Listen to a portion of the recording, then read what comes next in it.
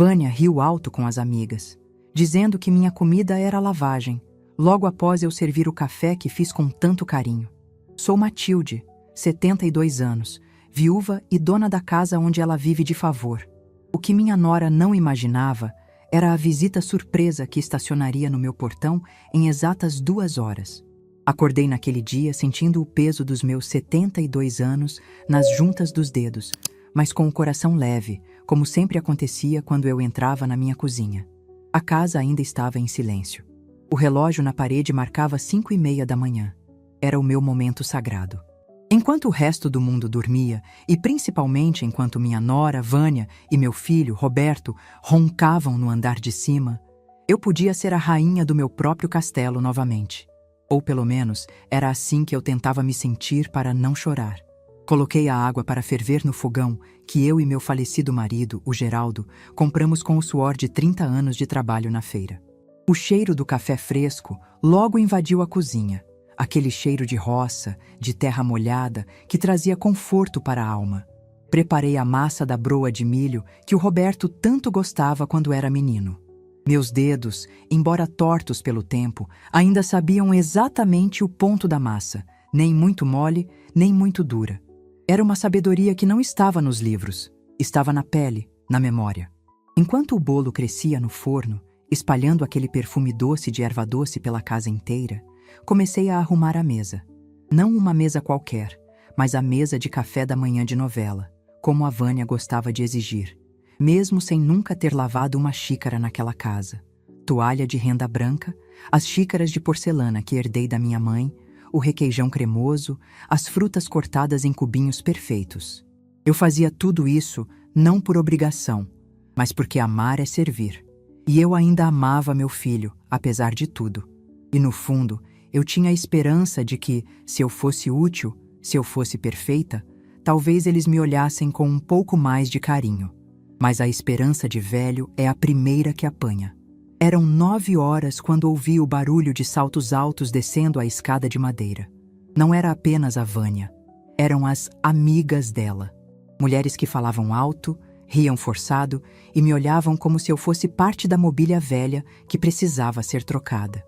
"Bom dia, dona Matilde", disse uma delas, a Cláudia, com aquele sorriso amarelo que não chegava nos olhos. "Bom dia, minha filha", respondi, enxugando as mãos no avental. "O café está na mesa." Fiz broa quentinha. Vânia entrou na cozinha como um furacão, sem me dar bom dia.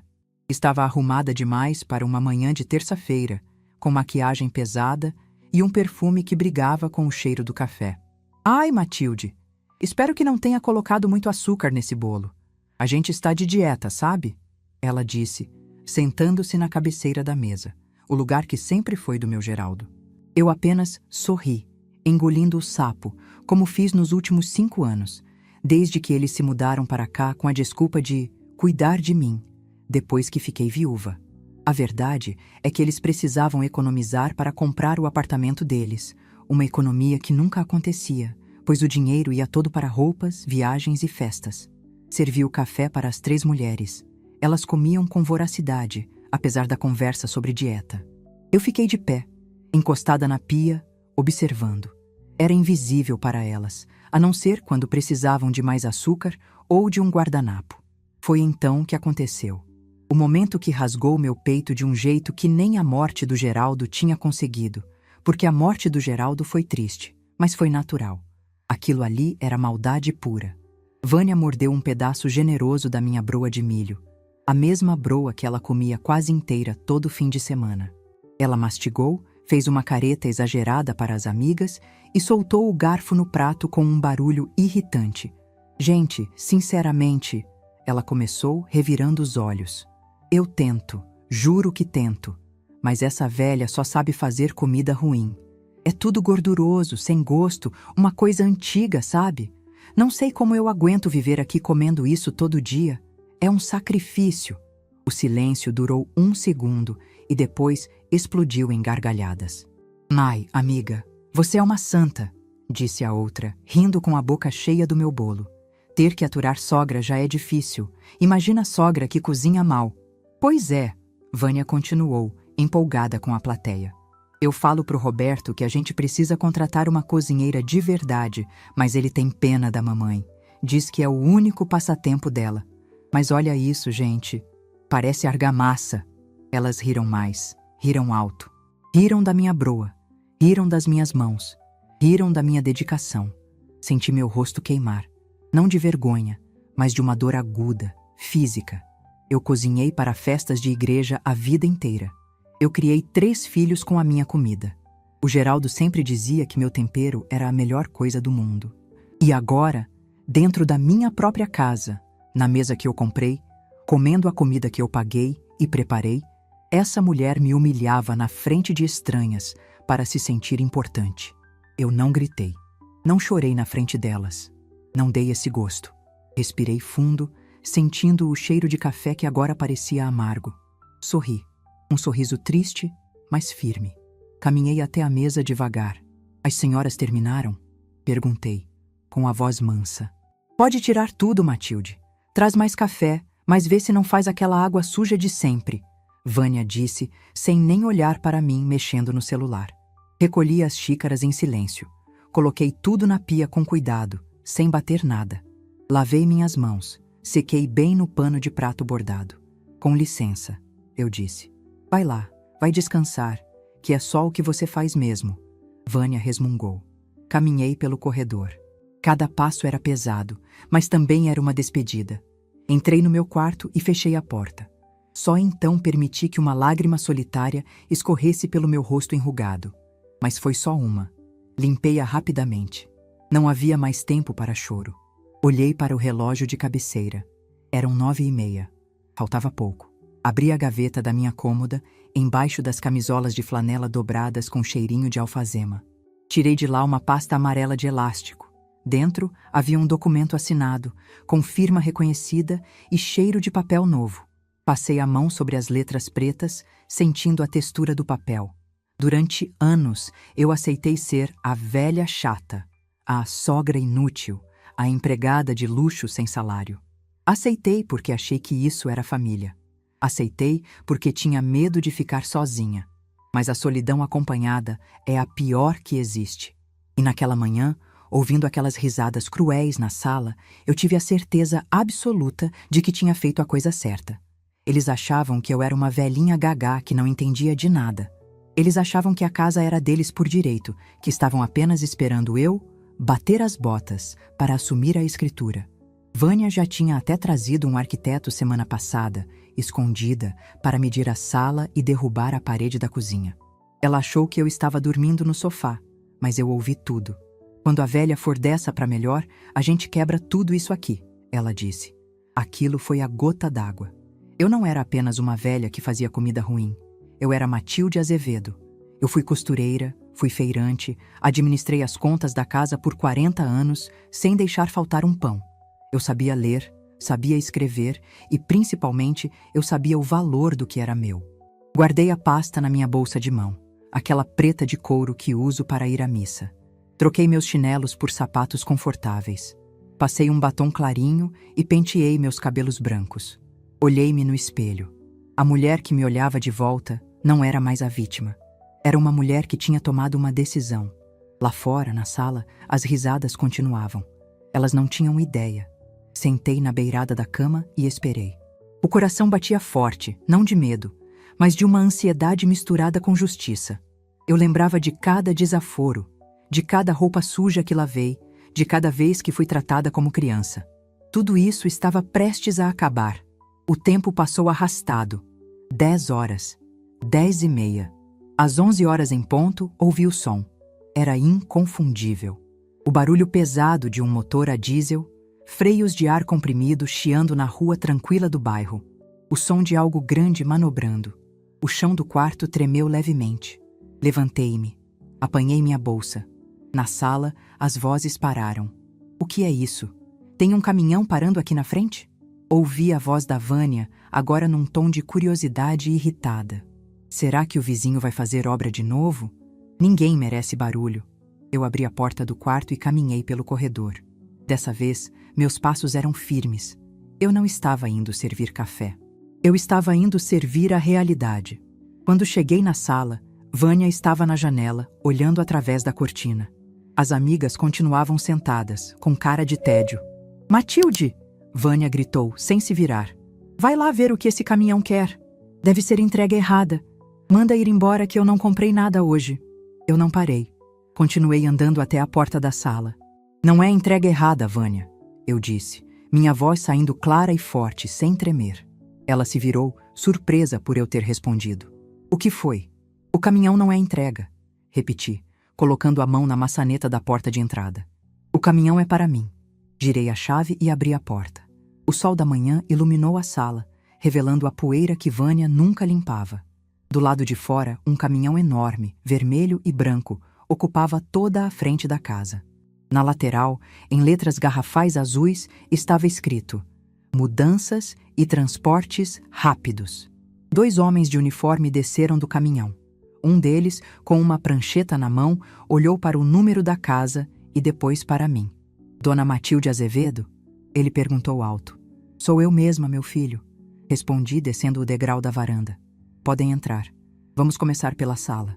Vânia correu até a porta, os olhos arregalados, o rosto pálido debaixo da maquiagem. Mudança?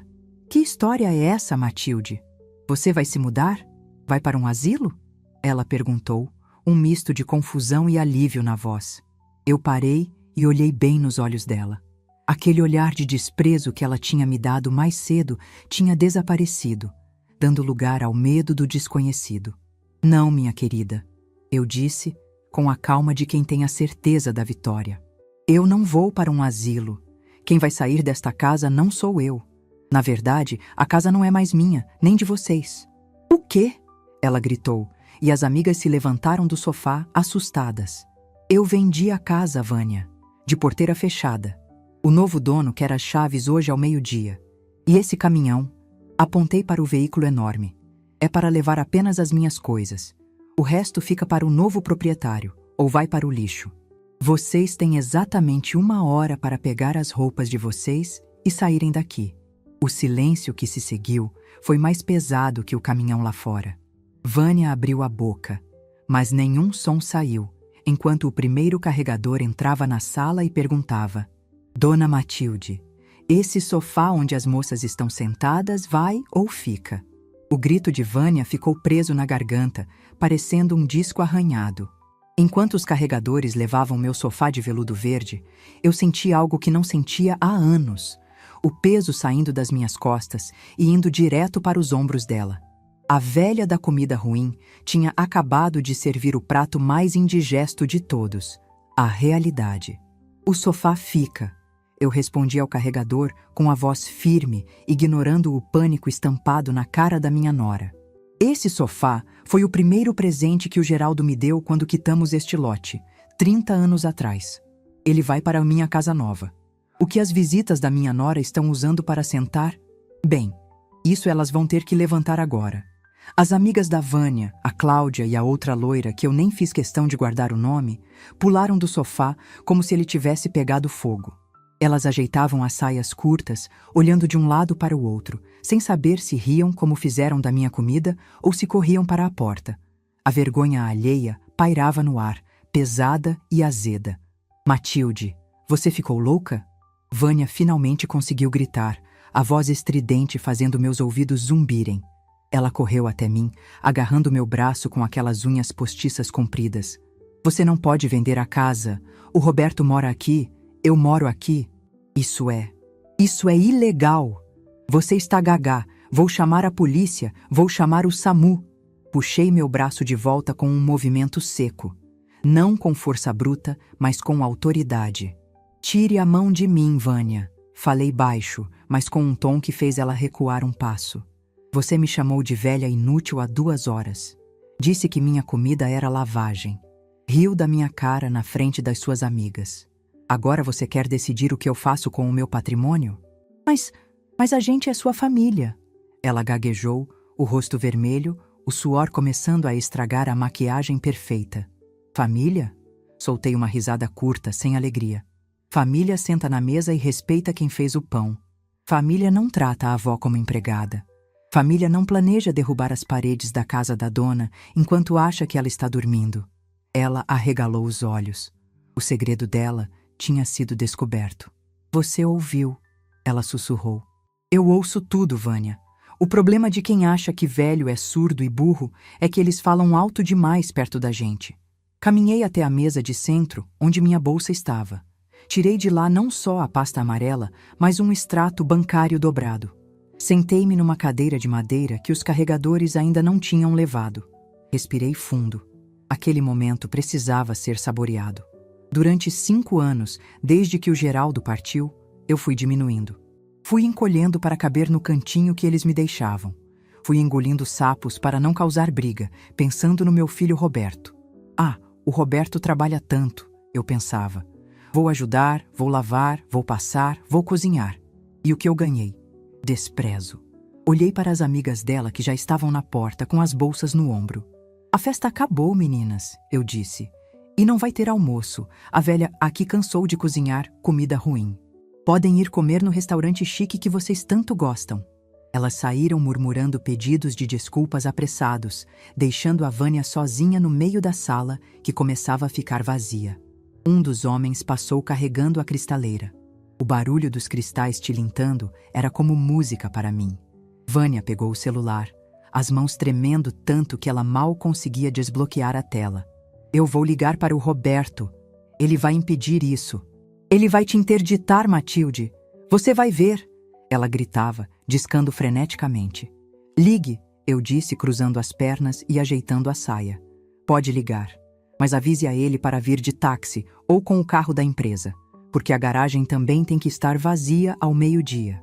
Enquanto ela gritava no telefone com meu filho, exigindo que ele viesse voando do escritório, eu me permiti um momento de lembrança.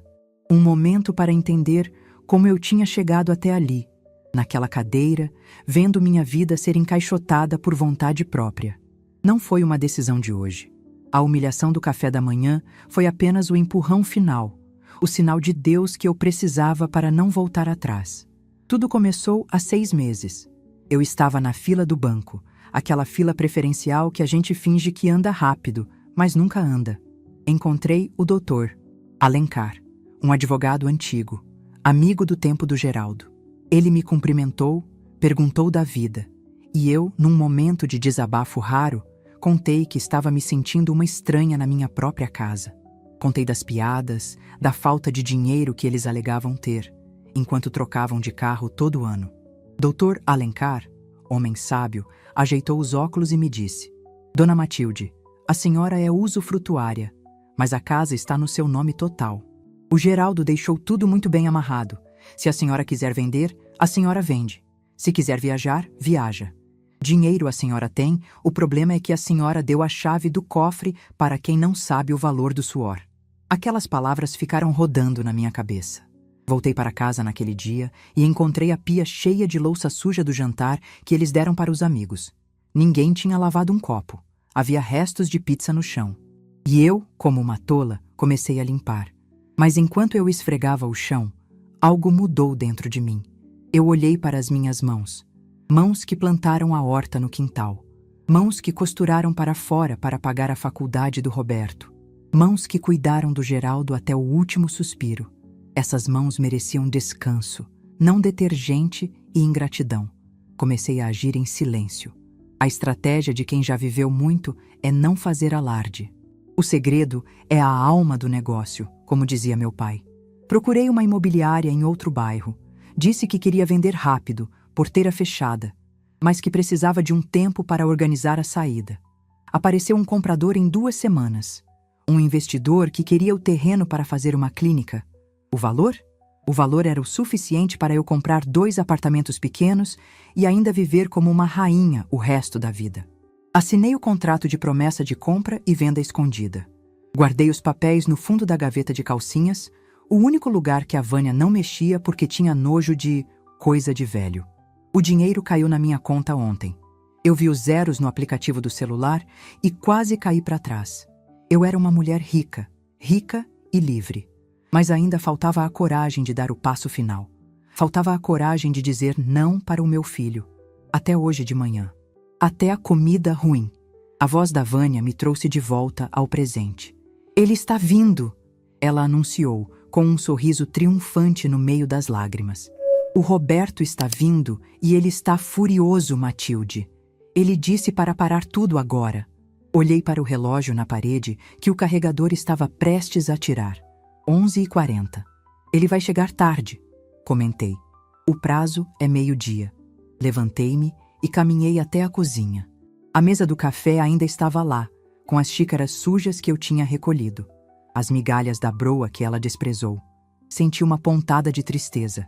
Não pela casa, mas pelo que a casa representava. Sonhos, família. Eu achei que passaria meus últimos dias aqui, vendo netos correrem. Mas Vânia dizia que não queria filhos porque estragava o corpo. Roberto concordava, dizendo que criança dava muita despesa. Então, a casa grande, de 3 quartos e quintal enorme, servia apenas para abrigar o egoísmo deles. Abri a geladeira. Estava cheia. Queijos caros, iogurtes importados, vinhos. Tudo comprado com o dinheiro que o Roberto dizia não ter para consertar a goteira do meu quarto. Dona Matilde? Um dos carregadores me chamou da porta da cozinha. A geladeira vai? Não, meu filho, respondi. Essa fica. O que tem dentro é presente para vocês. Podem levar tudo o que conseguirem carregar de comida. Queijos, carnes, bebidas. Façam um churrasco hoje à noite em minha homenagem. O rapaz abriu um sorriso de orelha a orelha. A senhora é quem manda, patroa. Deus lhe pague. Vânia apareceu na porta da cozinha, bem na hora que o rapaz pegava uma peça de picanha embalada a vácuo. Ei, isso é meu! Ela gritou. Essa picanha custou R$ 200. Era sua, corrigi. Estava na minha geladeira, na minha casa. E como você disse que minha comida é ruim, achei melhor doar tudo para quem tem bom gosto e bom apetite. Ela bufou, batendo o pé no chão como uma criança mimada de 5 anos. Você vai se arrepender tanto, Matilde. Quando o dinheiro dessa venda acabar, e vai acabar logo porque velho gasta muito com remédio, você vai vir rastejando pedir abrigo. E eu vou rir. Vou rir igual eu ri hoje de manhã. Olhei para ela com uma calma que me assustava. Eu não sentia raiva. Sentia pena. Vânia, minha filha, comecei, aproximando-me dela. Você acha que eu vendi esta casa por trocados? Você acha que eu sou uma ignorante que assinou qualquer papel? Tirei o extrato bancário do bolso. Não mostrei o valor. Apenas o dobrei de um jeito que ela pudesse ver o logotipo do banco de investimentos. O dinheiro já está aplicado, rendendo juros que pagariam o seu salário de vendedora de loja 2 vezes por mês sem eu precisar levantar da cama. Eu comprei um apartamento lindo, num prédio com elevador, piscina aquecida e portaria 24 horas. E o melhor de tudo, é um apartamento de 1 quarto só. Ela franziu a testa, tentando entender. 1 quarto? Isso mesmo, 1 quarto. Sabe o que isso significa? Perguntei sorrindo. Significa que não tem quarto de hóspedes. Não tem lugar para filho barbado e nora folgada. Nesse momento, ouvi o barulho do carro do Roberto freando bruscamente na frente da casa. Portas bateram. Ele entrou correndo, ofegante, o terno amassado, a gravata frouxa. O que está acontecendo aqui? Ele berrou, olhando para os homens carregando as caixas, para a sala semi-vazia e, finalmente, para mim e para a Vânia na cozinha. Mãe, ficou maluca? Mandaram mensagem no grupo da família dizendo que tem um caminhão de mudança aqui. Roberto tinha o rosto do pai, mas os olhos eram fracos. Olhos de quem nunca precisou lutar por nada, porque a mãe sempre dava um jeito. Oi, meu filho, eu disse. Chegou a tempo de ajudar sua esposa a fazer as malas dela. Mãe, para com isso! E ele avançou, tentando usar aquela voz de autoridade que ele usava com os funcionários dele, mas que comigo nunca funcionou. Manda parar esse caminhão agora. Essa casa é nossa. Você não pode vender sem a minha assinatura. Ah, Roberto, suspirei cansada. Você devia ter lido o testamento do seu pai com mais atenção. A casa era minha, 100% minha. E eu vendi. Mas e a gente? Ele perguntou, a realidade começando a bater. Para onde a gente vai? Nós não temos dinheiro guardado agora, estamos pagando o carro, o cartão de crédito está estourado. Mãe, você não pode fazer isso com seu próprio filho. Posso, Roberto, e estou fazendo. Não por maldade, mas por amor próprio. E talvez, só talvez, para ensinar a vocês o que eu e seu pai aprendemos muito cedo. A vida não dá almoço grátis para sempre, principalmente quando a gente reclama da comida. Ele me olhou chocado. Pela primeira vez em anos, ele me via. Não a velhinha que servia café, mas a Matilde, a matriarca. Onde você vai morar? Ele perguntou, a voz falhando. Não se preocupe comigo. Eu sei me virar. Eu sempre soube. A pergunta agora, meu filho, é: vocês sabem? O relógio bateu 12:00. O chefe da mudança entrou na sala, limpando o suor da testa. Dona Matilde, o caminhão está cheio. Só falta as coisas pessoais que a senhora separou. Bem, o novo dono acabou de chegar. Está lá fora no carro, esperando as chaves. O coração do Roberto parou. Eu vi nos olhos dele. A ficha caiu com o peso de uma bigorna. Vânia começou a chorar, um choro feio, desesperado. Roberto, faz alguma coisa. Eu não tenho para onde ir. Minhas roupas, meus sapatos. Eu caminhei até a porta de entrada. O sol do meio-dia estava forte. Lá fora, um senhor distinto saiu de um carro preto. Era o comprador. Voltei-me para o meu filho e minha nora, parados no meio da sala vazia, cercados apenas pela poeira que se levantou com a retirada dos móveis. Vocês têm 10 minutos para pegar o que é de vocês e saírem pelos fundos, eu disse, segurando o molho de chaves na mão. Porque eu vou entregar estas chaves agora.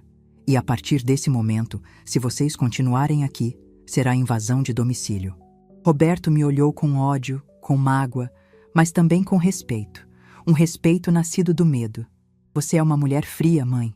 Eu nunca imaginei. Sorri. Aquele sorriso misterioso que só quem já viveu 7 décadas consegue dar. Eu não sou fria, meu filho. Eu sou apenas uma cozinheira que cansou de servir banquete para quem não tem paladar. Virei as costas e saí para a varanda, sentindo o sol no rosto e a liberdade no peito. Mas eu sabia que a batalha ainda não tinha acabado. Eles não iriam desistir tão fácil.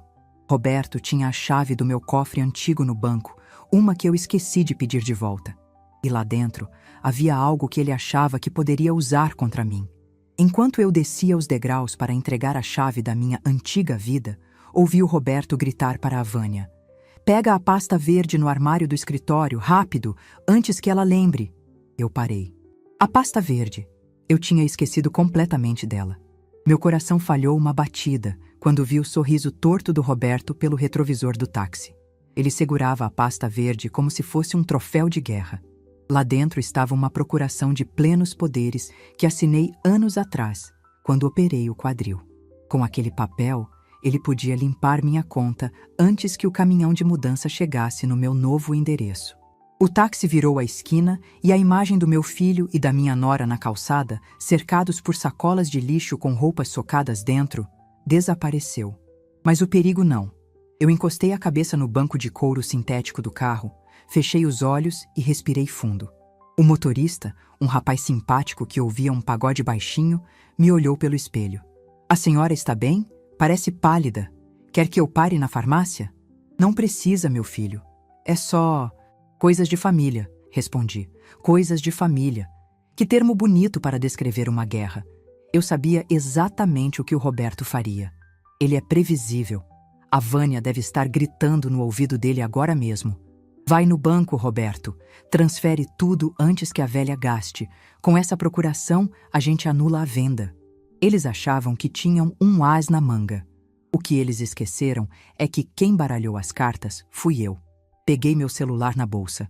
Minhas mãos, que tantas vezes sovaram pão e costuraram bainha, agora digitavam com uma precisão cirúrgica. Não liguei para o Roberto para implorar. Não mandei mensagem xingando. O segredo da vitória, aprendi vendo o Geraldo negociar gado, é não fazer barulho enquanto você arma a arapuca. Liguei direto para o Dr. Alencar. Alencar é a Matilde. O Roberto pegou a pasta verde, aquela da procuração de 2018. Do outro lado da linha, ouvi o barulho de papel sendo folheado. Alencar era rápido. "Calma, Matilde. Aquela procuração não tem validade se a gente revogar agora. Mas ele pode tentar usar na fé pública se o cartório não estiver integrado. Onde ele tem conta? No mesmo banco que eu, agência da Praça da Matriz. Ele vai tentar transferir o dinheiro da venda da casa para a conta conjunta que eu nunca fechei. Estou mandando a revogação eletrônica para o cartório agora. Mas, Matilde, o sistema bancário pode demorar umas horas para atualizar. Se ele chegar no caixa antes... Deixa comigo, Alencar. Cortei, com uma frieza que desconhecia em mim mesma. Faça o papel. Eu vou fazer a cena. Desliguei e mudei o destino da corrida. Motorista, mudança de planos. Não vamos para o prédio novo ainda. Me leve para o banco central da praça, por favor. E pode acelerar um pouquinho? Tenho um encontro com o meu passado. Enquanto o táxi cortava o trânsito, eu ajeitei meu vestido. Tirei da bolsa um lenço de seda que a Vânia dizia ser brega e amarrei no pescoço. Passei mais uma camada de batom. Eu não ia entrar naquele banco como a viúva coitada. Eu ia entrar como a cliente VIP que acabara de depositar uma fortuna. Cheguei na agência 10 minutos antes do Roberto. Eu sabia que ele demoraria porque a Vânia não entraria num ônibus e conseguir um carro de aplicativo para levar tanta tralha de mudança de última hora não é fácil. Entrei na agência. O ar-condicionado gelado chocou-se contra minha pele quente. O segurança, o seu Joel, que me conhecia há 20 anos, sorriu. Dona Matilde, faz tempo que não aparece. Veio trazer aquele bolo de fubá? Hoje não, Joel. Hoje vim tratar de negócios grandes, pisquei para ele. O gerente Gilmar está? Fui levada direto para a mesa do gerente geral. Gilmar, um homem de 40 anos que eu vi crescer na igreja, levantou-se imediatamente. Ele viu o saldo da minha conta naquela manhã. O tratamento muda quando os zeros aumentam. Dona Matilde, que honra! Aceita um café, uma água? Aceito um café, Gilmar. Mas sem açúcar, que a vida já está doce o suficiente hoje. Sentei-me, cruzando as pernas. Gilmar, preciso de um favor seu. Um favor discreto. Expliquei a situação em poucas palavras. Não contei os detalhes sórdidos da comida ruim, mas deixei claro. Meu filho tentaria usar uma procuração antiga para movimentar um dinheiro que não era dele. Gilmar ficou vermelho de raiva. Ele gostava de mim. Dona Matilde, isso é fraude. Se ele tentar, eu chamo a polícia. Não. Levantei a mão, impedindo-o.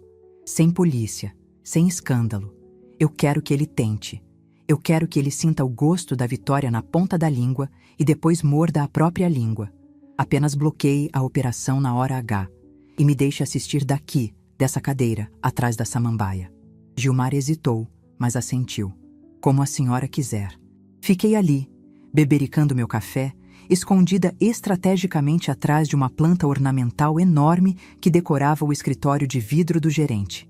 Dali, eu tinha visão perfeita dos caixas e da mesa de atendimento. 20 minutos depois, eles chegaram. Foi uma cena patética. Roberto estava suado, com a camisa social aberta no peito, segurando a pasta verde como se fosse uma bíblia. Vânia vinha logo atrás, arrastando uma mala de rodinhas de grife pelo chão do banco, fazendo um barulho que atraiu todos os olhares. Ela usava óculos escuros enormes, tentando esconder o rosto inchado de choro, mas a postura arrogante continuava a mesma. Eles foram direto para o caixa preferencial. Roberto, é claro, achava que tinha direito à preferência por ser representante de uma idosa. Viu Roberto falar alto, gesticulando. Ele tirou o papel da pasta e o bateu no balcão. A caixa, uma moça nova chamada Jéssica, pegou o papel, olhou para a tela do computador, franziu a testa e chamou o supervisor. Meu coração batia compassado. Eu não sentia medo. Sentia uma curiosidade clínica, como se estivesse assistindo a uma novela. O supervisor indicou a mesa do Gilmar. Roberto e Vânia caminharam até lá, apressados. Eu me encolhi um pouco na poltrona de couro, ficando invisível atrás das folhas largas da samambaia. Gilmar os recebeu de pé, sério. Pois não? Em que posso ajudar? Eu sou Roberto Azevedo, filho da Matilde Azevedo, ele disse, estufando o peito. Minha mãe... Bem, a mamãe não está muito bem da cabeça. A idade sabe como é. Ela fez uma venda de imóvel impulsiva hoje e eu preciso bloquear os fundos para a segurança dela. Tenho aqui a procuração de plenos poderes. Ouvi o suspiro impaciente da Vânia ao lado dele. Transfere logo tudo para a nossa conta conjunta, Roberto, antes que ela doe tudo para alguma igreja ou caia em golpe de internet. Ela sibilou alto o suficiente para eu ouvir. Aquilo doeu. Não a tentativa de roubo, mas a facilidade com que eles me pintavam como incapaz. Não está bem da cabeça. Quantas vezes os idosos ouvem isso só porque decidem viver do seu jeito? Gilmar pegou o papel. Analisou com calma fingida. Digitou algo no teclado. O silêncio na sala era absoluto. Apenas o tec, tec, tec das teclas. Senhor Roberto, Gilmar começou, a voz profissional. Essa procuração é de 2018. É de prazo indeterminado. Roberto retrucou rápido. Eu consultei meu advogado. Ela vale. Valia, Gilmar corrigiu, sem levantar os olhos da tela. Até 10 minutos atrás. Roberto congelou. Vânia tirou os óculos escuros. Como assim? Ela perguntou, a voz fina. A procuração foi revogada em cartório e a notificação acabou de chegar no nosso sistema. Gilmar mentiu sobre o tempo, protegendo meu segredo. Além disso, a titular da conta esteve aqui e alterou todas as senhas e protocolos de segurança. A conta conjunta foi encerrada.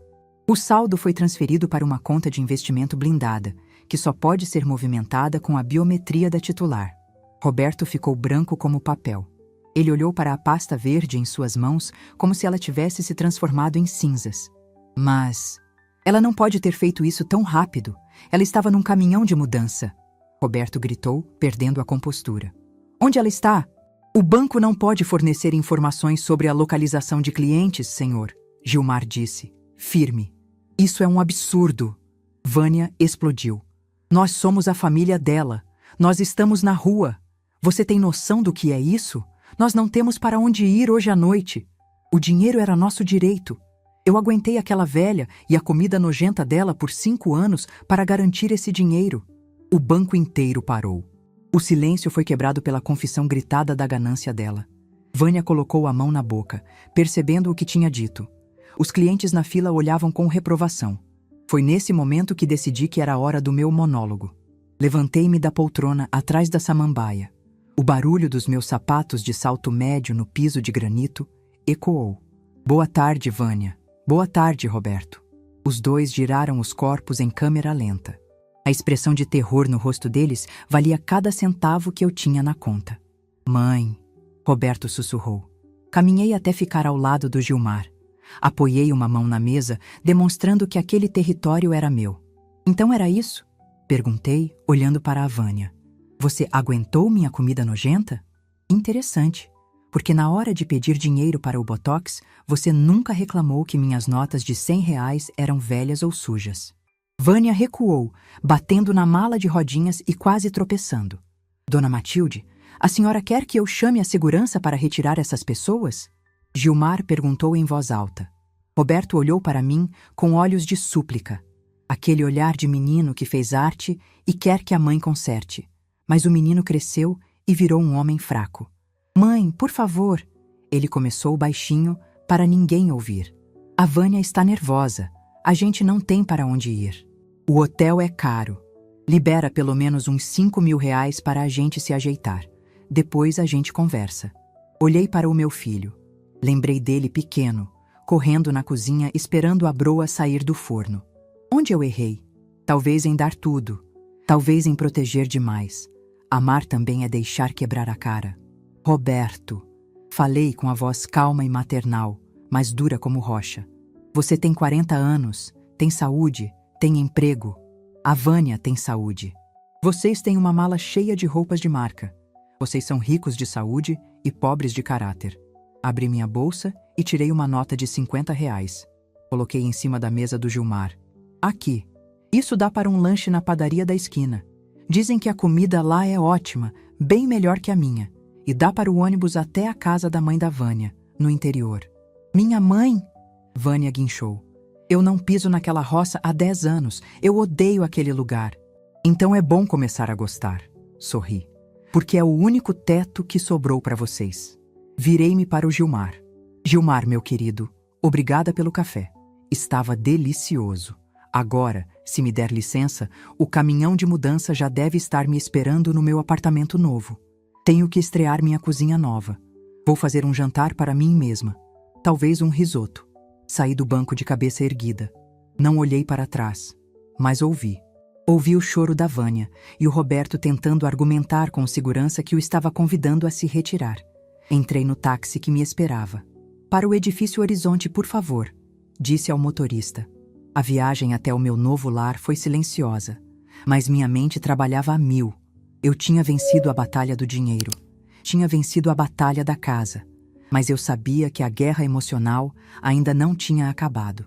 A humilhação pública no banco faria a Vânia querer vingança. E gente mesquinha, quando encurralada, costuma atacar onde mais dói. Cheguei ao prédio novo. O porteiro, um senhor educado, abriu o portão. O caminhão já estava descarregando. Subi pelo elevador até o 7º andar. Abri a porta do apartamento 702. O cheiro de tinta fresca me abraçou. Era pequeno, sim. Sala e cozinha integradas. Um quarto, um banheiro bom. Mas tinha uma varanda envidraçada com vista para a cidade. Fui até a varanda. O sol estava se pondo, pintando o céu de laranja e roxo. Respirei fundo o ar da liberdade. Pela primeira vez em 5 anos, eu não precisava me preocupar com o jantar de ninguém. Não precisava ouvir críticas. Mas então, meu celular vibrou na bolsa. Uma mensagem. Era da Cláudia, uma das amigas da Vânia que estava no café da manhã. Hesitei antes de abrir. Será que ela ia me xingar também? Abri a mensagem. Era um print de uma postagem da Vânia numa rede social. Uma foto minha, antiga, tirada num momento em que eu estava descabelada fazendo faxina. A legenda dizia: "É muito triste ver como a senilidade destrói as famílias. Minha sogra, em surto, nos expulsou de casa e roubou nossas economias. Estamos na rua. Precisamos de ajuda jurídica e psiquiátrica urgente para interditá-la. Compartilhem para ajudar uma idosa que não sabe o que faz." Senti um frio na espinha. Ela estava jogando sujo. Ela estava tentando virar a sociedade contra mim, usando a carta da velhinha louca. Em minutos, aquilo poderia viralizar no bairro, na igreja, entre os conhecidos. Olhei para a cidade lá embaixo. As luzes começavam a acender. "Ah, Vânia", sussurrei para o vento. "Você quer brincar de internet? Você quer falar de reputação?" Caminhei até a minha caixa de coisas importantes, que o carregador tinha acabado de deixar no chão da sala. Abri e tirei de lá um caderno antigo de receitas. Mas não era só de receitas de comida. Era onde eu anotava tudo. Datas, valores, empréstimos que o Roberto pedia e nunca pagava, as vezes que a Vânia pegou meu cartão escondido. E mais importante, dentro daquele caderno havia uma foto. Uma foto que eu tirei meses atrás, quando eles chegaram de madrugada, bêbados, e a Vânia deixou cair algo da bolsa na sala. Algo que provava que o dinheiro curto deles não era gasto com comida, nem com a casa. Peguei meu celular novamente. Eles queriam guerra pública? Eles teriam. Mas eu não ia brigar com mentiras. Eu ia brigar com a verdade nua e crua. Sentei no meu sofá de veludo verde, que coube perfeitamente na sala nova, e abri a câmera do celular. Ajeitei o cabelo, sorri aquele sorriso de quem tem a consciência limpa e apertei o botão, gravar. "Boa noite, meus amigos. Meu nome é Matilde, tenho 72 anos e hoje eu vou ensinar uma receita diferente. Não é de broa de milho. É a receita de como se livrar de parasitas em 3 passos. O botão vermelho de gravar pulsava na tela do meu celular como um coração acelerado. Eu sabia que, ao começar a falar, não haveria volta. Vânia tinha jogado a bomba da calúnia na internet, dizendo que eu estava louca. O que ela esqueceu é que a verdade não precisa gritar para ser ouvida. Ela só precisa ser dita com clareza, de preferência com provas na mão. Respirei fundo, ajeitei a gola do meu vestido e olhei para a lente da câmera como se estivesse olhando nos olhos de cada pessoa que, por anos, me viu apenas como uma sombra na minha própria casa.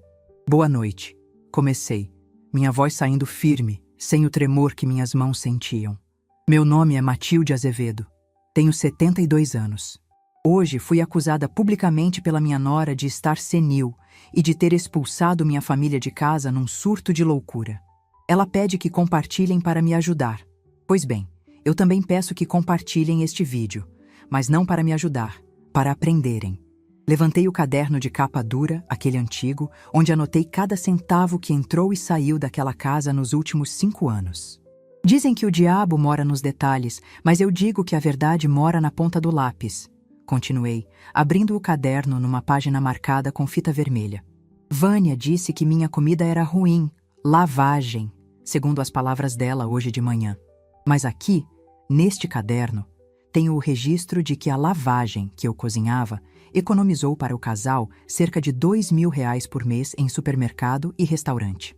Dinheiro esse que, segundo o extrato que tenho aqui, mostrei a folha impressa rapidamente, escondendo os dados bancários, mas mostrando os nomes das lojas, foi gasto em bolsas, sapatos e clínicas de estética. Fiz uma pausa. O silêncio no apartamento era absoluto, mas eu podia imaginar o barulho que isso faria lá fora. Eles dizem que eu preciso de interdição psiquiátrica. Curioso, porque quando eu assinei o cheque para pagar a dívida de jogo do meu filho Roberto em 2022, para ele não perder o carro, minha assinatura foi considerada muito lúcida. Quando eu vendi minhas joias para pagar a entrada do carro novo da Vânia, porque ela disse que precisava para trabalhar, minha sanidade não foi questionada. Aproximei o rosto da câmera, deixando transparecer não raiva, mas uma decepção cansada. Eu não expulsei minha família porque fiquei louca. Eu me mudei porque decidi ficar sã. Vendi a casa que era minha. O dinheiro está comigo. E sobre a acusação de roubo, sorri, um sorriso triste. Eu apenas retirei meu nome de um poço sem fundo. A todos os amigos e vizinhos que estão preocupados, estou ótima. Estou segura. E pela primeira vez em anos, vou jantar a comida que eu gosto, sem ninguém fazer cara feia. Boa noite. Encerrei a gravação. Meus dedos hesitaram por um segundo sobre o botão publicar. Mas a imagem da Vânia rindo da minha broa e depois a postagem mentirosa dela me chamando de demente me deram a coragem final. Apertei. O vídeo subiu. A barrinha azul carregou até o fim. Publicado com sucesso. Soltei o celular no sofá como se ele estivesse pegando fogo. Levantei-me e fui até a cozinha preparar meu chá de camomila. Minhas pernas tremiam um pouco, mas era aquela tremedeira de depois que o perigo passa, sabe? Aquela descarga de adrenalina. 5 minutos depois, meu celular começou a apitar. Não parou mais. Eram notificações de curtidas, comentários, compartilhamentos. Peguei o aparelho com receio. A primeira mensagem era da Dona Cida, minha vizinha de 30 anos. Matilde, minha amiga, eu sabia. Aquela perua sempre me olhou torto. Estamos com você. O grupo da oração já está compartilhando. Depois, uma mensagem de um número que não estava na minha agenda, mas a foto era inconfundível. Cláudia, a amiga da Vânia que estava no café da manhã. Dona Matilde, me desculpe por hoje cedo. Eu ri por educação. A senhora sabe como a Vânia é. Eu vi o vídeo. A senhora foi muito corajosa. Aliás, aquela broa estava divina. Se precisar de algo, me avise. Ri sozinha na sala vazia. A lealdade dessas amigas de fachada dura exatamente até a verdade aparecer. Mas a paz durou pouco. Cerca de meia hora depois da postagem, o telefone tocou. Era o Roberto. Não atendi. Tocou de novo. E de novo. Ele mandou mensagens de áudio. Apertei o play no primeiro áudio. A voz dele estava embargada, desesperada. Mãe, tira isso do ar agora. Você não tem noção do que fez. O pessoal do escritório está vendo. Meu chefe me segue. Mãe, você vai acabar com a minha carreira. O segundo áudio era da Vânia, gritando ao fundo. Você é uma velha vingativa. Eu vou te processar por exposição. Apaga isso ou eu vou aí quebrar essa porta. Bloqueei o número. A velha vingativa agora estava ocupada demais, tomando chá e apreciando a vista da cidade. A noite passou. Dormi na minha cama nova, com lençóis de algodão que comprei sem pedir opinião de ninguém. Acordei com o sol batendo na janela, algo que nunca acontecia no meu quarto antigo, que era úmido e escuro. Preparei meu café. Sozinha. O silêncio, que eu tanto temia, agora parecia música. Às 10 da manhã, o interfone tocou. Era o porteiro, seu Hélio, um homem muito educado que já tinha me ajudado com as caixas ontem. Dona Matilde? A voz dele soou preocupada. Tem um casal aqui embaixo, Roberto e Vânia. Eles dizem que são seus filhos e que a senhora está passando mal e não atende o telefone. Eles querem subir. O homem está meio alterado, Dona Matilde. Suspirei. Eles não iriam desistir. A vergonha pública não os parou. Pelo contrário, Deixou-os encurralados. E bicho encurralado morde. Seu Hélio, eu estou ótima. Não deixe subir. Mas, pensei rápido. Se eu não descesse, eles fariam um escândalo na portaria. Gritariam que eu estava em cárcere privado, chamariam a polícia, fariam um teatro. Eu precisava encerrar isso cara a cara, com testemunhas. Diga a eles que vou descer. E seu Hélio, fique por perto, por favor. Pode deixar, dona Matilde. Desci pelo elevador sentindo meu estômago embrulhar, mas mantive a postura. Eu não era mais a vítima. Eu era a dona do meu destino. Quando as portas do elevador se abriram no térreo, vi a cena através da porta de vidro do saguão. Vânia usava as mesmas roupas de ontem, amassadas. O cabelo estava preso num coque mal feito. Roberto andava de um lado para o outro, roendo as unhas. Ao me verem, Vânia correu até o vidro, batendo com a palma da mão aberta. "Abre isso! Abre agora!" Ela gritou, a voz rouca. Seu Hélio abriu a porta de vidro, mas se colocou entre mim e eles. Bom dia!" eu disse, parando a uma distância segura. "O que vocês querem? Já não conversamos no banco? O que a gente quer?" Roberto avançou, o rosto vermelho de raiva e de vergonha. Havia outros moradores passando, olhando curiosos. "Você destruiu a gente, mãe. Aquele vídeo tem 5.000 compartilhamentos. O pessoal do meu trabalho está me mandando piadinha sobre dívida de jogo. Você expôs a minha vida." "Eu expus a verdade, Roberto", respondi calmamente. "Vocês contaram uma mentira sobre minha sanidade. Eu contei uma verdade sobre a contabilidade de vocês. Quem não deve, não teme. Você vai apagar aquele vídeo agora e vai fazer outro pedindo desculpas." Vânia exigiu, apontando o dedo na minha cara por cima do ombro do porteiro. "Vai dizer que se confundiu, que misturou os remédios. Se não fizer isso, a gente vai entrar com um processo por danos morais e abandono de incapaz reverso." "Abandono de incapaz reverso?" Ri, incrédula. "Vânia, você inventa leis com a mesma facilidade que inventa dietas." "Não brinca com a gente, Matilde", Roberto gritou. "Nós estamos no carro.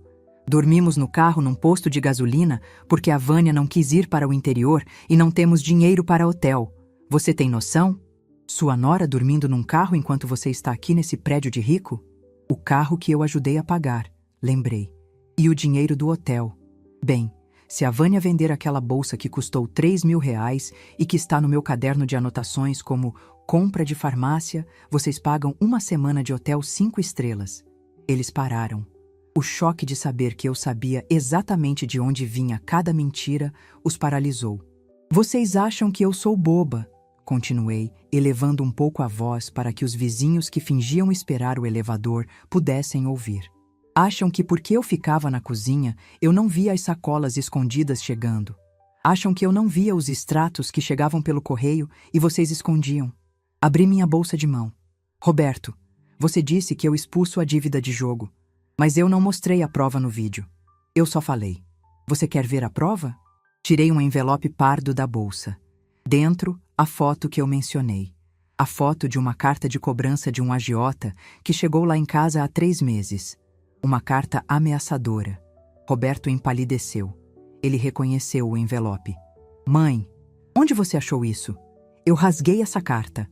"Você rasgou e jogou no lixo da cozinha. Quem você acha que tira o lixo naquela casa, Roberto? Quem você acha que separa o reciclável?" Eu remontei a carta. Eu li as ameaças. "E sabe o que eu fiz?" Ele balançou a cabeça, os olhos arregalados de terror. "Eu paguei", disse, jogando o envelope aos pés dele. "Eu fui ao banco, saquei da minha poupança de emergência e paguei o boleto que veio anexo para o consultor financeiro, que a gente sabe que é fachada. Paguei R$10.000 para não quebrarem as pernas do meu filho." Vânia olhou para o Roberto chocada. 10.000? "Roberto, você disse que tinha ganhado aquele dinheiro de bônus. Você disse que pagou a viagem de fim de ano com bônus." "Eu menti", ele gritou para ela. "Eu precisava pagar, senão eles iam me matar." "Você usou o dinheiro da sua mãe para pagar jogo e disse que era bônus seu?" Vânia estava histérica agora. "E a gente viajando com dinheiro de agiota pago pela sua mãe? A hipocrisia é uma coisa linda, não é?" Comentei cruzando os braços. "Vânia, você reclama da minha comida, mas comeu e viajou às custas da minha senilidade. Roberto, você diz que sou incapaz, mas aceitou meu dinheiro suado para salvar sua pele. Dei um passo à frente. O porteiro recuou respeitosamente, percebendo que eu não precisava mais de proteção. Minha proteção era a minha moral. Acabou, decretei. A fonte secou. O vídeo continua no ar. Se vocês me processarem, eu levo essa carta do agiota para o juiz. Eu levo o caderno. Eu peço quebra de sigilo bancário e mostro cada transferência que fiz para vocês. Querem pagar para ver? Roberto abaixou a cabeça. Ele sabia que estava derrotado. Ele sabia que, num tribunal, ele sairia algemado ou humilhado. Vamos embora, Vânia, ele murmurou, pegando o envelope do chão. O quê? Não! A gente precisa de dinheiro. Roberto, faz alguma coisa. Ela sacudiu o braço dele. Acabou, Vânia. Ela tem tudo. Ela tem prova de tudo. Ele gritou com a esposa, a frustração explodindo. Vamos para a casa da sua mãe. Acabou. Ele se virou para mim. Havia lágrimas nos olhos dele. Lágrimas de um menino mimado que finalmente cresceu na marra. Adeus, mãe. Adeus não, Roberto, corrigi, sentindo uma pontada no peito, mas mantendo a firmeza. Até um dia. Quando você virar homem de verdade, e não esse projeto de gente que você é hoje, você pode tocar meu interfone. Talvez eu te sirva um café. Mas a broa? A broa você vai ter que trazer da padaria. Eles deram as costas. Vi meu filho e minha nora saírem pela porta da frente do prédio, derrotados, caminhando em direção ao carro estacionado de qualquer jeito na rua. O sol do meio-dia brilhava sobre eles, iluminando a realidade crua de suas vidas sem o meu suporte. Virei-me para o seu Hélio e para os vizinhos que assistiam, boquiabertos. Desculpem o transtorno, vizinhos. Assuntos de família. Às vezes a gente precisa limpar a casa, e isso faz um pouco de poeira. Uma senhora elegante, que segurava um cachorrinho no colo, sorriu para mim e começou a bater palmas. Timidamente no início, depois mais forte. Outro morador acompanhou. Seu Hélio sorriu e fez um sinal de positivo. Eu não sorri. Apenas assenti com a cabeça, agradecendo o respeito. Subi para o meu apartamento. Entrei, fechei a porta e encostei a testa na madeira fria. Não chorei. Eu já tinha chorado tudo o que tinha para chorar. Agora, eu sentia apenas um vazio imenso. O vazio de quem cortou um membro gangrenado para salvar o corpo. Caminhei até a varanda. Olhei para a cidade. Eu tinha vencido. Eu tinha minha dignidade, meu dinheiro, minha casa. Mas a vitória tinha um gosto agridoce. Foi quando meu celular tocou novamente. Pensei em ignorar, achando que era mais ódio da Vânia. Mas o toque era diferente. Era uma chamada de vídeo. Olhei para a tela. Era um número internacional. Atendi, curiosa. A imagem pixelada se formou. Era uma moça jovem de cabelos cacheados e um sorriso que me lembrava alguém. Atrás dela, uma paisagem de neve. Vó Matilde? A moça disse com um sotaque levemente carregado. Apertei os olhos. Quem fala? Sou eu, vó. A Beatriz, filha do Ricardo. Meu coração parou. Ricardo, meu filho do meio. Aquele que foi embora do Brasil há 20 anos, brigado com o pai e nunca mais deu notícias. O tio, sumido, que o Roberto dizia que tinha morrido. Beatriz? Minha voz falhou. Minha neta? Sim, vó. Desculpa ligar assim do nada, mas o vídeo da senhora chegou aqui no Canadá. Alguém compartilhou num grupo de brasileiros e meu pai viu. Seu pai, o Ricardo, viu? Viu, vó. E ele está chorando aqui do lado. Ele achava que a senhora não queria saber dele por causa da briga com o vovô. Mas quando ele viu a senhora falando da injustiça, da força, ele disse: essa é a minha mãe. A câmera girou. E lá estava ele. Grisalho, mais velho, mas com os mesmos olhos do Geraldo. A bênção, mãe, ele disse, a voz embargada. Me perdoa a ausência? As lágrimas que eu segurei diante do Roberto e da Vânia finalmente desceram. Mas eram lágrimas de renovação. Deus tira com uma mão e dá com a outra. Eu tinha perdido um filho para a ganância, mas tinha acabado de reencontrar outro trazido pela verdade. Deus te abençoe, meu filho, respondi, tocando a tela do celular. Mãe, a gente viu o que eles fizeram. A senhora está sozinha aí? Ricardo perguntou. Estou sozinha, Mas estou bem, estou livre. Não por muito tempo, ele sorriu. Beatriz acabou de comprar as passagens. Estamos indo para o Brasil, mãe. Queremos conhecer a vovó da comida ruim que a internet está amando. E mãe, eu morro de saudade da sua broa. Desliguei o telefone minutos depois, com a promessa de que eles chegariam em 2 dias. Olhei para o meu apartamento silencioso. Ele não parecia mais vazio. Parecia preparado. Preparado para receber quem realmente merecia estar ali. Mas antes que eu pudesse relaxar completamente, a campainha tocou. Não o interfone. A campainha da porta do meu apartamento. Estranhei. O porteiro não tinha anunciado ninguém. Ricardo estava no Canadá. Roberto e Vânia tinham ido embora. Caminhei até a porta e olhei pelo olho mágico. Não havia ninguém.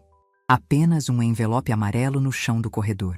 Abri a porta com a corrente de segurança, desconfiada. Peguei o envelope. Não tinha remetente. Apenas meu nome escrito numa letra cursiva elegante e antiga. Fechei a porta e rasguei o papel. Dentro não havia ameaças, nem contas. Havia uma chave antiga, de ferro, pesada, e um bilhete curto. Dona Matilde, vi seu vídeo. Conheci seu marido, o Geraldo.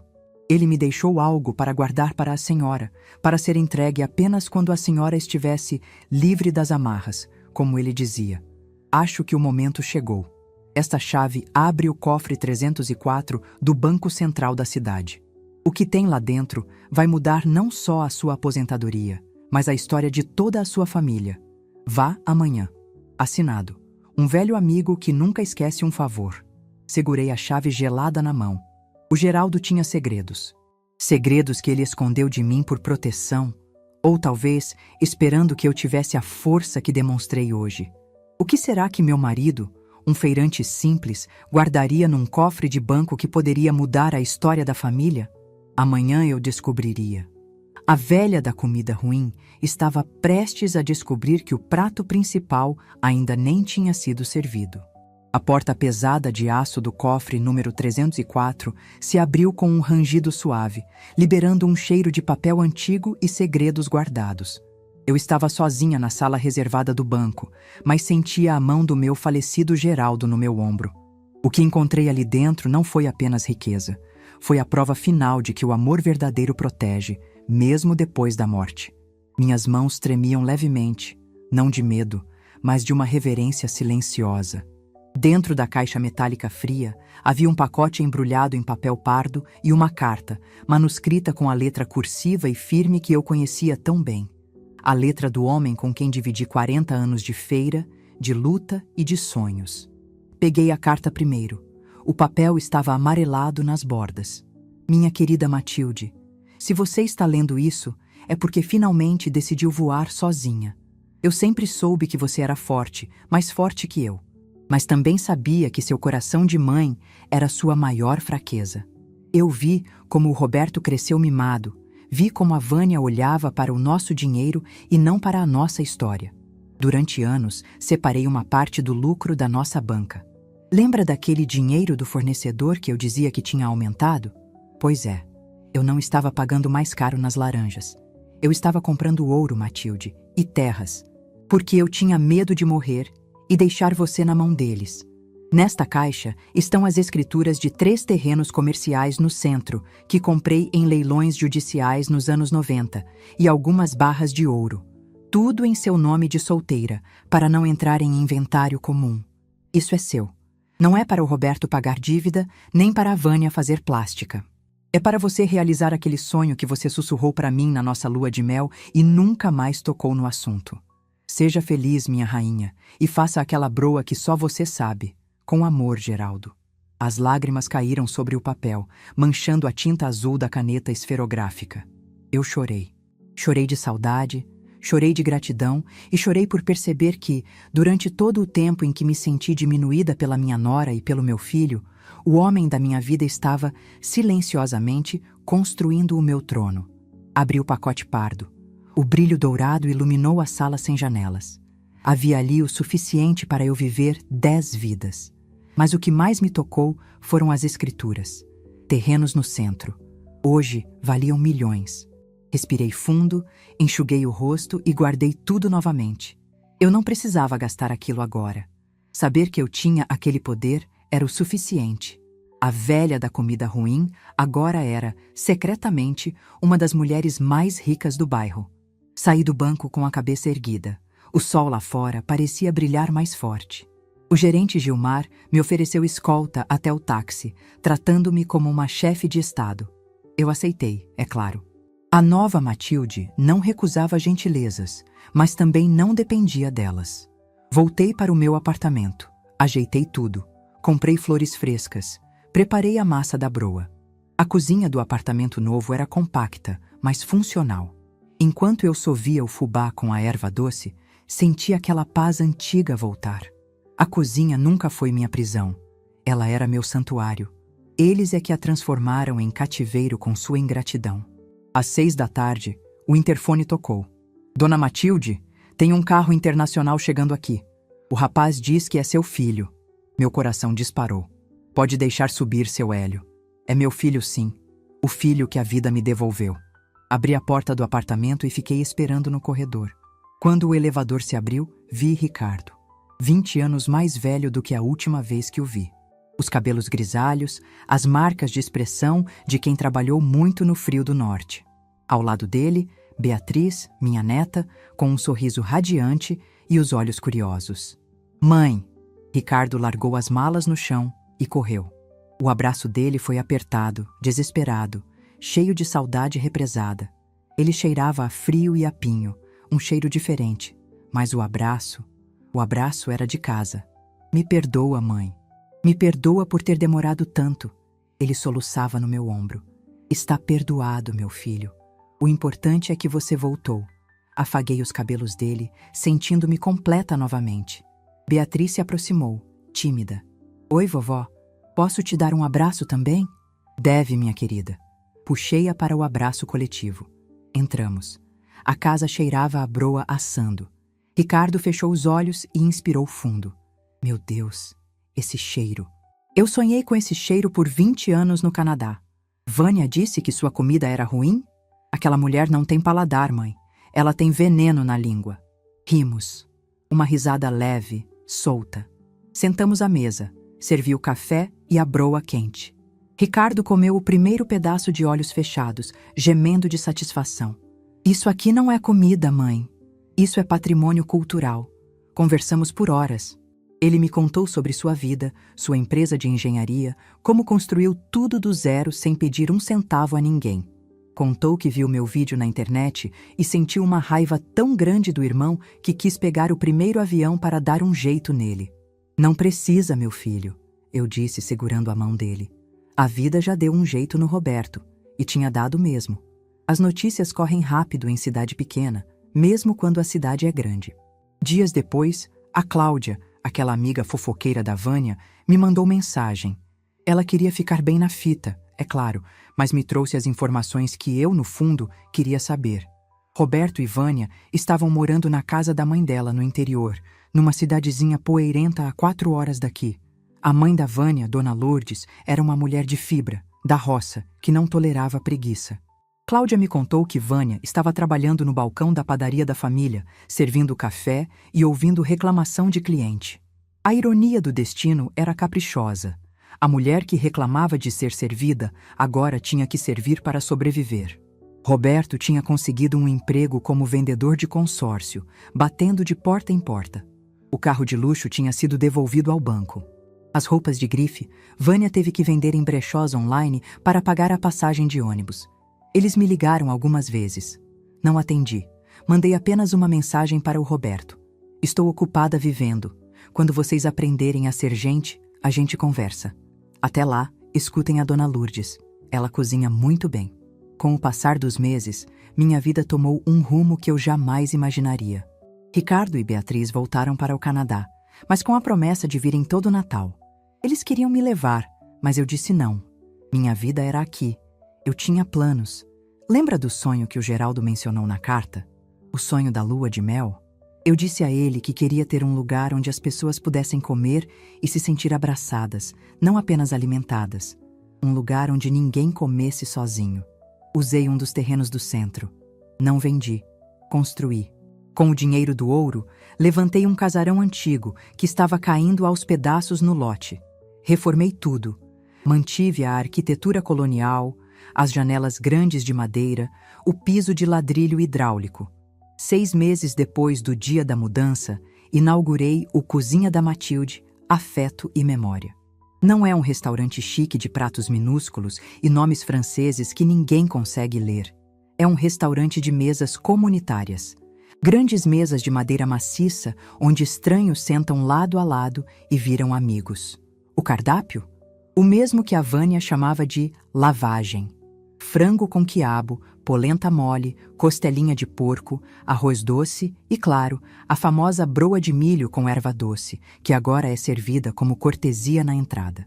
No dia da inauguração, a fila dobrava o quarteirão. Pessoas que viram meu vídeo, vizinhos, gente que se identificou com a minha história. Eu estava na porta, vestindo um dolman branco impecável, com meu nome bordado em dourado. Quando abri as portas, fui aplaudida. Não por ser rica, não por ser famosa na internet, mas por ter resistido. Vi, no meio da fila, rostos conhecidos. Cláudia estava lá, pagando pelo almoço. Ela me olhou com vergonha, mas elogiou a comida. Eu sorri e agradeci. O meu dinheiro vale o mesmo que o de qualquer um, e o dela ajudaria a manter meu projeto social. Sim, porque o Cozinha da Matilde tem um detalhe.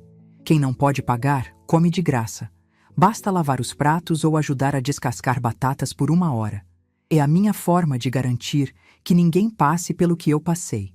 Sentir-se um peso. Aqui, todo mundo é útil. Numa tarde de terça-feira, 1 ano depois de tudo, eu estava no caixa fechando as contas do dia. O movimento tinha sido ótimo. Olhei para a porta de vidro e vi um casal parado na calçada, olhando para o letreiro luminoso. Eram eles. Roberto estava mais magro, com o cabelo cortado curto, vestindo uma camisa simples e calça jeans. Vânia estava sem maquiagem, com o cabelo na cor natural, segurando uma bolsa de tecido. Eles pareciam normais, cansados, mas reais. Eles não entraram.